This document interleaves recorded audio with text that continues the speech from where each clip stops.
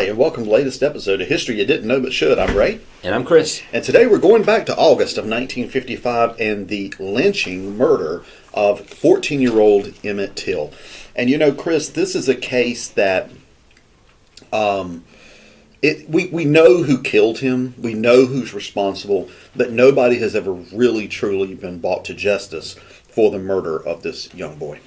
And I think the other thing that really speaks to this is the gruesome nature, first of all, of the killing.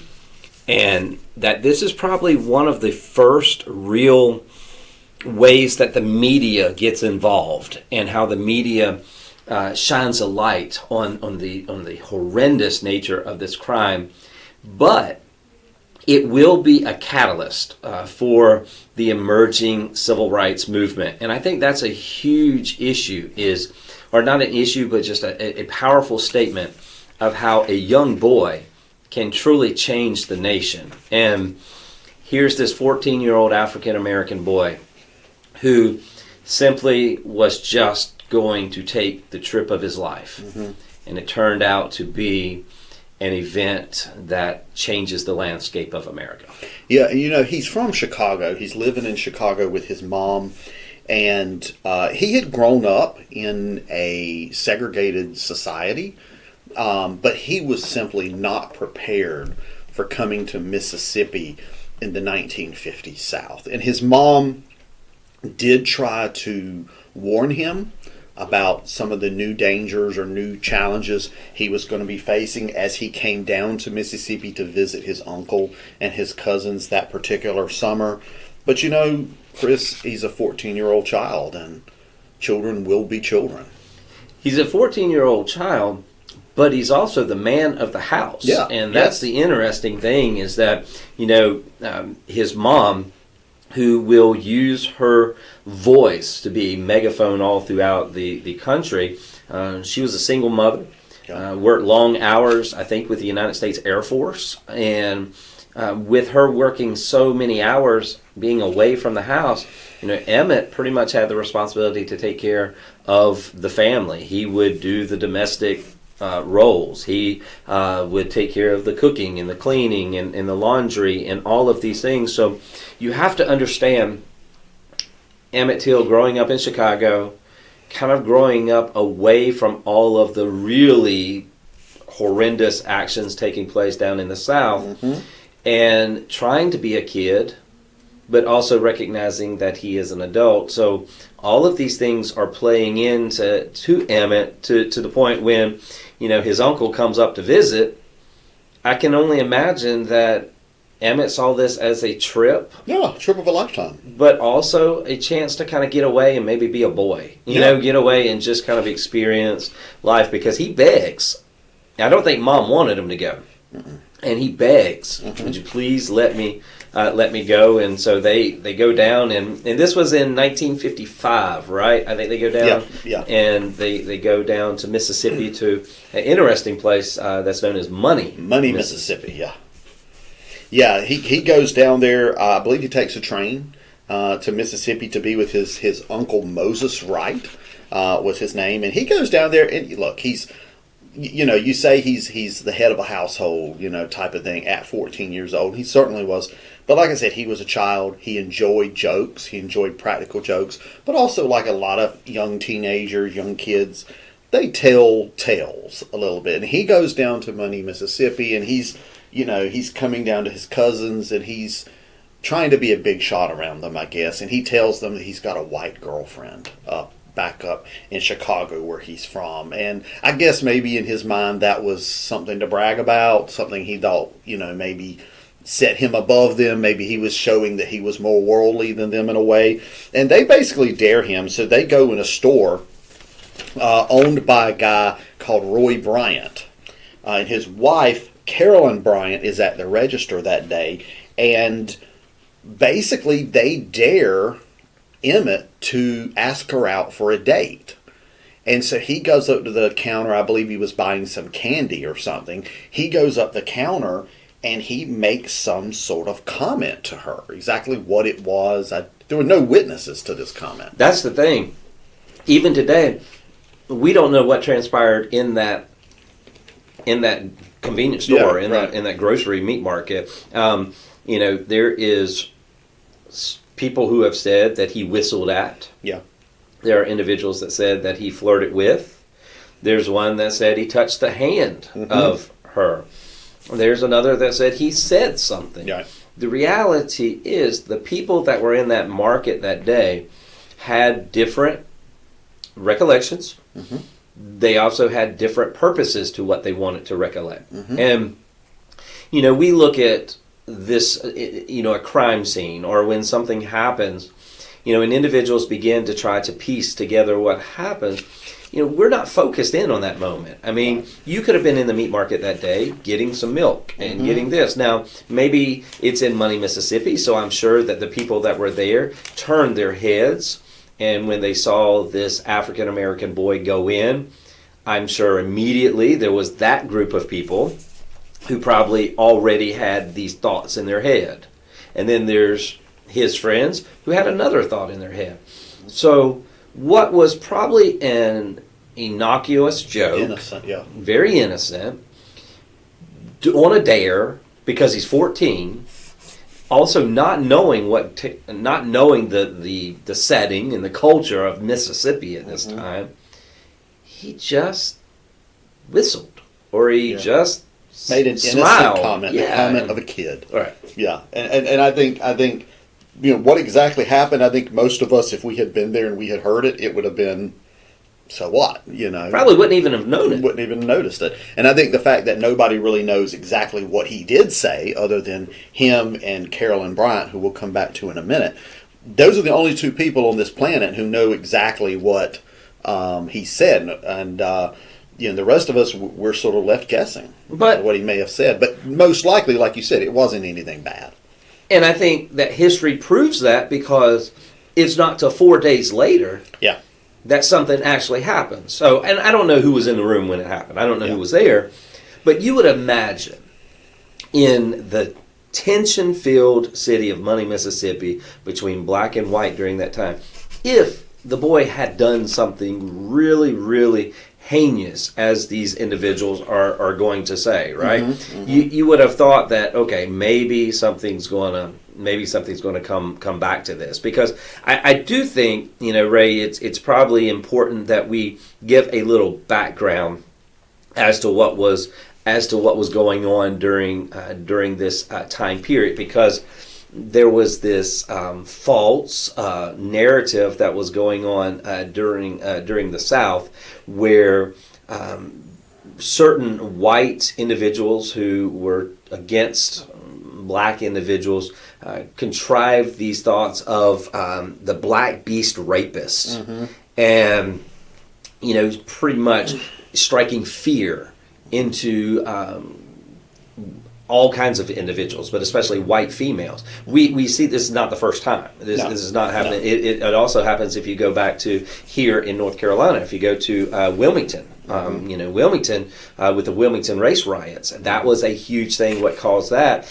is people were saying you don't want the black guys to get near the white women because they will rape them, they will harm them, they will. So that mentality is there. Yeah, and how many young black men were hung or lynched? Right. Because of an unfounded accusation by a white woman. I mean, it was really bad to where there was no justice for these people at all. It was, you were accused, and that was the end of that. You were accused, you were found guilty, and you were punished just like that. And that's if you were. I don't want to say if you were lucky, but that was the more formal way. I mean, this is not even talking about the lynching someone from a tree thing. And it's not that person's bad news. It was anybody the color of the skin was seen as a black beast, is what they quoted, is what they said it, and that it was a threat to white womanhood. So that mentality is there, but Emmett Till doesn't know that. No. He's going to buy a piece of gum, and he's on a dare, hey, say something to her,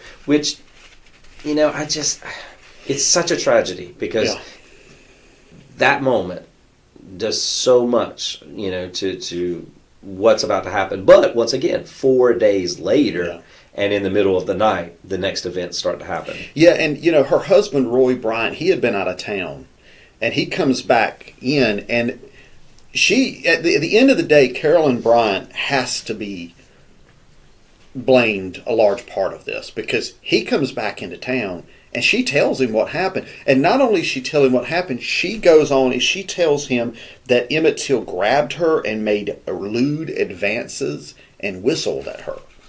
So that's what Roy Bryant hears when he comes back. So she's not only just didn't let the situation go like she should have, she exaggerates it dramatically as to what happened. And Roy Bryant took this as an opportunity to go to Mose Wright, Emmett Till's uncle's home in the middle of the night on August 28, and he takes with him his half-brother J.W. Milam, and they go there in the middle of the night. It's dark. They're banging on the door. Wright answers the door, and of course they've got a gun. And they go into the house demanding to see Emmett Till, demanding to see, quote unquote, the boy. And what's poor Mose Wright going to do? I mean, he can't stop them. I mean, there's nothing he can do to stop them. And they go in the house and they're waking everybody up and disturbing everybody. And they find Emmett Till, and that was the last time he was seen alive. And one of the reports, I think, that I read stated that when he found him, he said, are you the one that did the smart talking up at money? Right. I mean, so there was, we're recording this podcast in a time period in which we just saw on the Oscars. This is right after the Will Smith, Chris Rock thing that took place. And I think that we can see that when our anger gets to us, that you can respond and you can respond in a very powerful way. And I think this guy, his wife, he was protecting his wife, he says, right? In his mind, yeah. In his mind, he's protecting his wife. In his mind, he thinks, I'm going to do the husband thing. I'm going to go and protect my wife's name, my wife's because that was a reputation thing. Also, if that family does not do something, then people of his own color are going to come at him saying, why are you being preferential to black people, right? Mm-hmm. So I think we start to see some of these things happen, which it forces him to go.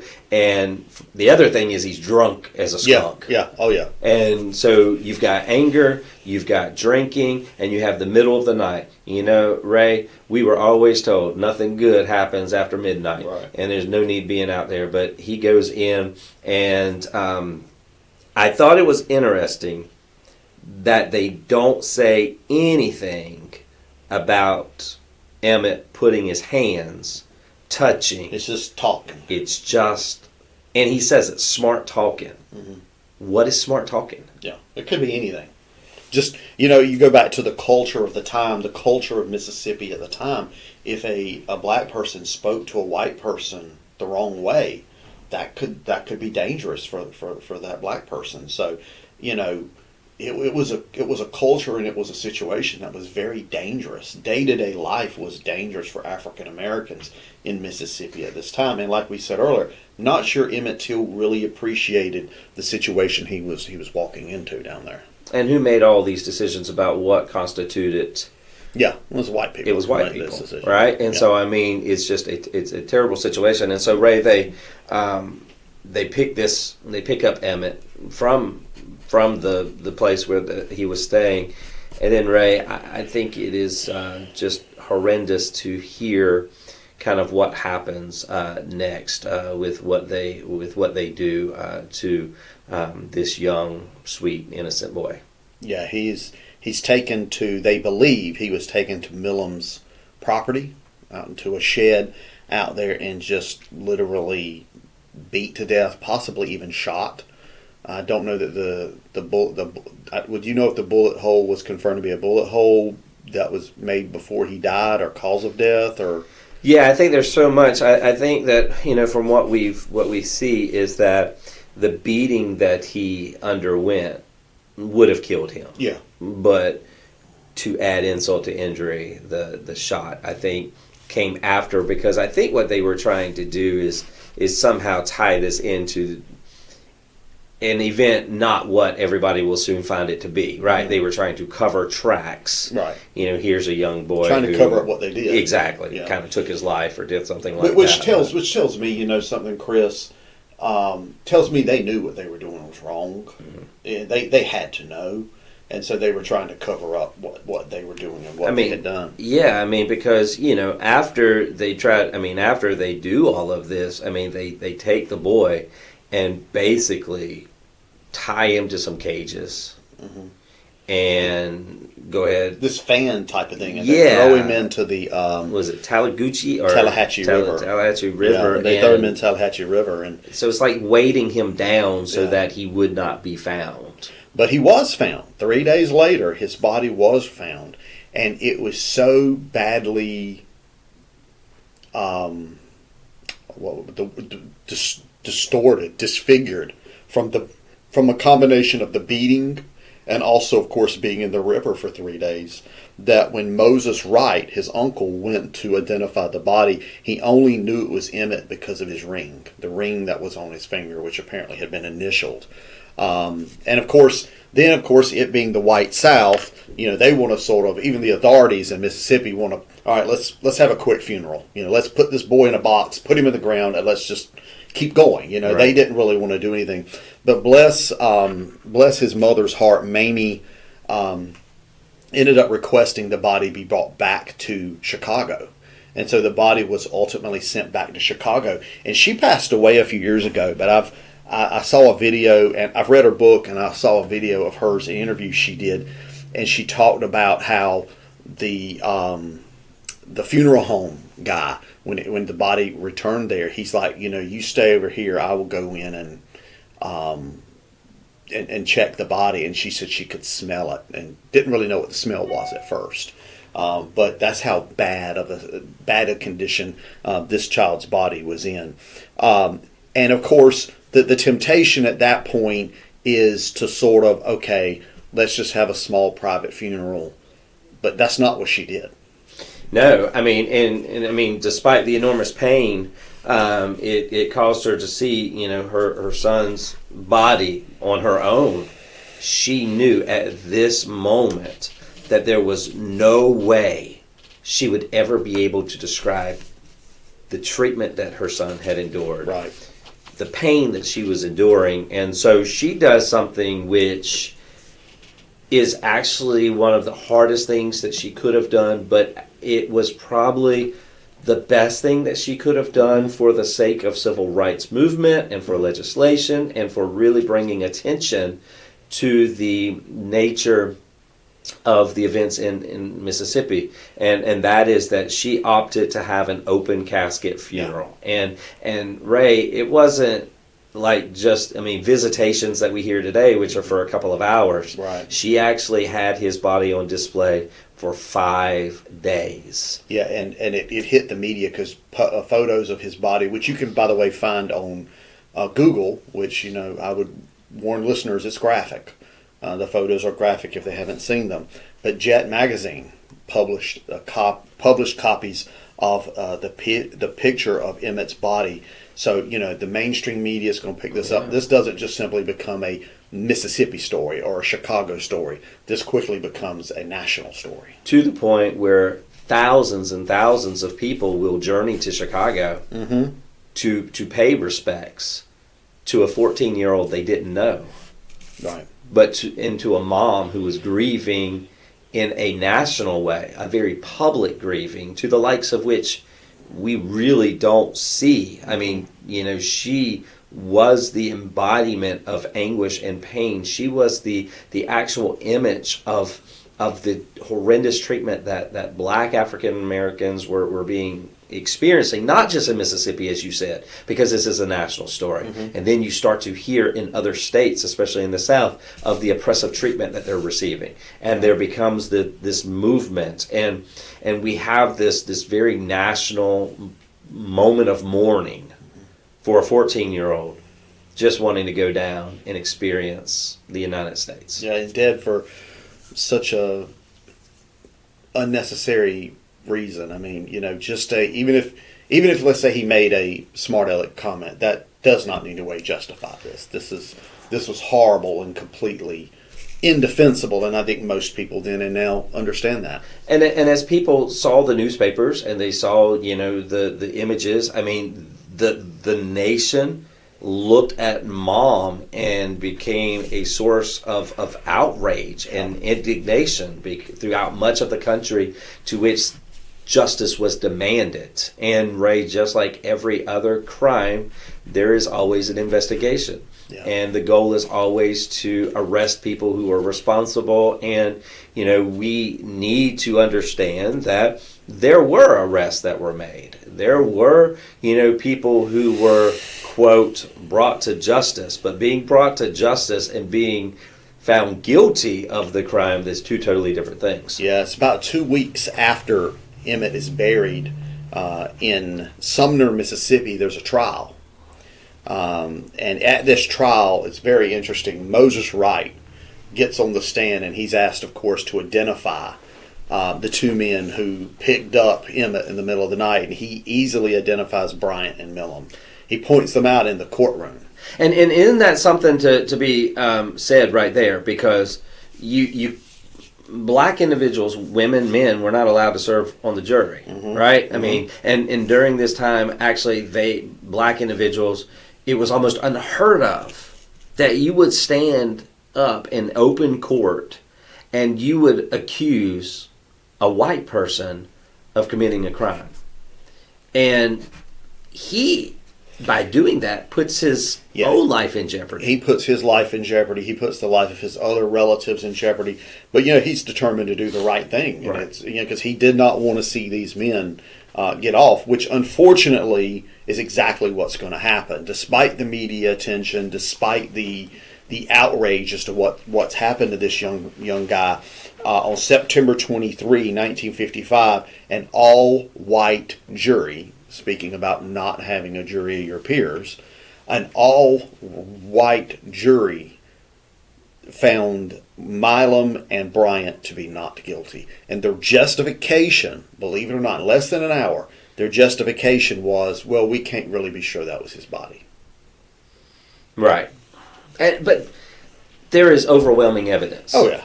There was overwhelming evidence then. Right. This is not just, mainstream media trying to make somebody guilty. No. This is the evidence that is available, signifies that these two individuals, I mean, we've got the evidence. There's a trail. I mean, we know where it started and we know where it ended. We know who picked Emmett up in the middle of the night. Right. We know he was picked up at gunpoint.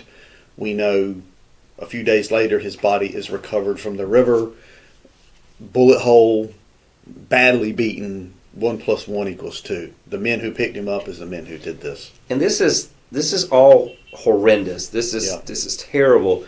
But then it takes an even darker turn, a more sinister turn, because only a few months later, this happens, you said September the 23rd, I think, right? Yeah. So this happens September 23rd. And then in January, what happens is they have the opportunity to earn some money off of this.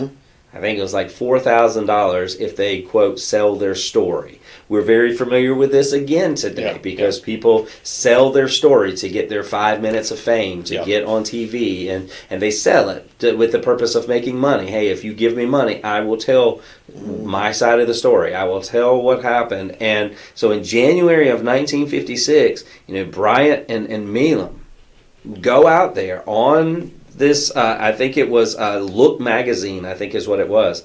And they tell their story. And Ray, they don't just tell their story, but they go further than anyone would go, because what do? They basically say they did it. And how? So our listeners, some listeners who are not aware of the law and things of that nature might be saying, well, wait a second. Why would you dare say that you committed the crime? I know you're trying to earn money and things of that nature, but why would you say that? Why would you profess guilt? And they had a blanket of protection, didn't they? Because the law prevents this concept is known as double jeopardy, right? So if you've been found not guilty by a group of people, whether they're white, black, it doesn't matter, but if you're found guilty, if you're found not guilty You can't be tried. You can't be tried again. And there were other things they could have arrested them for. There was talk at the time, why aren't they arrested for kidnapping? At the very least, okay, they were found not guilty for murder. You can't recharge them for that. Why don't we charge them with kidnapping? Right. But of course, unfortunately, even after Milam and Bryant confessed, basically, they didn't do anything. Nothing was ever done. Nobody has been punished for what happened to Emmett Till. And this let's not lose focus on Mamie Till, who has endured this death of her son, burial, funeral, the open casket, because she can't explain. I mean, they couldn't even identify him except for a ring. And then you have these two guys who were found not guilty. That's bad enough. In less than an hour. Right. And then just in a few short months later, they basically go to the world and say, yeah, we did it. Hand us our check. Yeah. They brag. Yeah. And they brag about it. And, and so that's not the end of the story, though, is it? No, and they die. Both Milam and Bryant die without ever being brought to justice. Like we said, nobody was ever brought to justice for this heinous crime that was committed against Emmett Till. And it's been brought up multiple times throughout the years, even in the 2000s. Investigations have been done looking for someone they can bring to justice, someone who was involved with it, who could be brought to justice. And one person who is still alive, as we record this podcast, is Carolyn Bryant, the wife of Roy Bryant, and she is the one who allegedly said, she's the one who said that Emmett Till, allegedly grabbed her and all this kind of stuff. In 2017, she did an interview with Dr. Tim Tyson, who's a historian. Where is he at? He's in North Carolina. I believe it might be Chapel Hill. Duke or Chapel Hill, one of the two. And he interviewed her because she lives here in North Carolina. I'm not sure where. Raleigh. She lives near Raleigh. So she lives here in North Carolina. And in this 2017 interview with her that he did for a book called The Blood of Emmett Till, which is a very good book in my opinion, she allegedly recanted what she had said. And she said, quote, "Nothing that boy did could ever justify what happened to him," end quote. Now, of course, she has since said that she never made such a statement, that Tyson is misquoting her, that he got her wrong. And of course, there have been recent calls for her to be brought to justice, because she's an elderly lady now. And there are people who are saying, all right, it's time to bring her to justice for her role, because she was not an innocent bystander here. She was the one who kicked the whole thing off. She was the one who started the ball rolling down the hill that day. And so there are people who say that she needs to be brought to justice. Unfortunately, Dr. Tyson's work, his interview notes are locked down at UNC Chapel Hill in their archives, I believe. I can't remember the number of years they're locked down for. It's either that number of years or until after her death. So unfortunately, even she will not be brought to justice for her role in what happened to Emmett Till. Yeah, and the FBI did take this into serious consideration. They actually reopened the investigation, as you mentioned, multiple times. But even after this 2017 quote, right?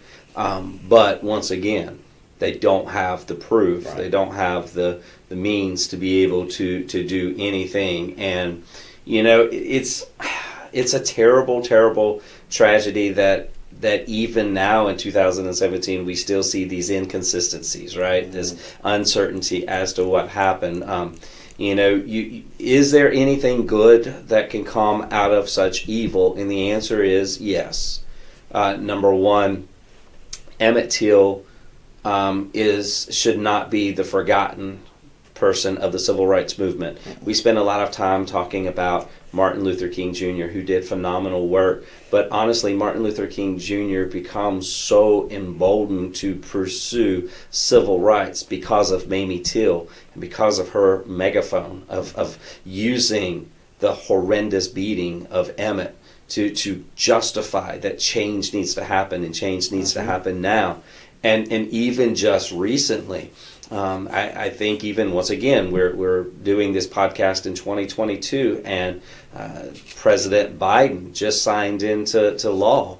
I think it's now a federal crime, federal lynching law, and it's named after Emmett Till. So that his name is still being used, and that he, we think about that statement or that speech that Martin Luther King Jr. gave. I have a dream.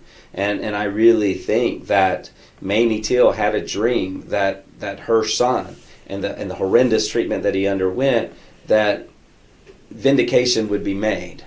That whether or not you find somebody guilty in law, if that can't be done, that we will find guilty by law the segregation, the racism, the discrimination, the hatred towards somebody just for the color of their skin, that there would be change, that there would be something that would really be a rallying cry. And I think even today in 2022, that rallying cry is Emmett Till. Yeah. Nobody should undergo what he went through.